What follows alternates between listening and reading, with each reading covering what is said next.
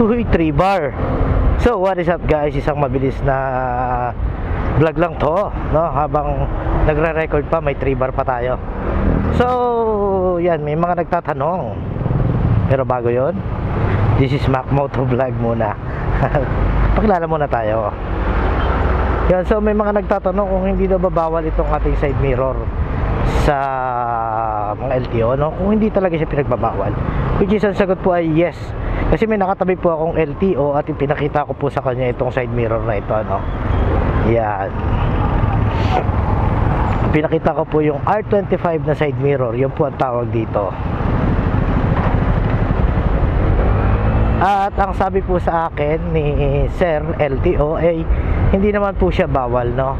As long as itong mismong salamin niya ay malapad at nakikita yung ating likod, ay wala naman daw po siyang problema. Kaya yan, I recommend. Hindi, sa mga gusto lang naman, ano, sa mga gusto lang din yan, ayan po yung pinaka-forma niya, 'di ba? So konti na lang at matatapos ko na yung pamorma ni Amidamaro, ano. So ano nga ba ang kulang pa? Ang bibilin pa natin ay crash guard. And after natin makabili ng crash guard ay yung HRB bracket, no, para sa ating box. And sana naman may kumasya dito, no.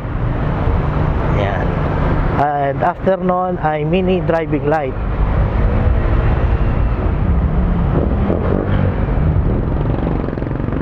Bibili rin tayo ng mini driving light. So ngayon naman ay may pupuntahan ako dahil yung aming suki dito ng isda ay hindi daw nagre-reply. Kaya yan, pupuntahan ko at aalamin ko kung anong nangyari, dahil ang ate ay nag-aalala.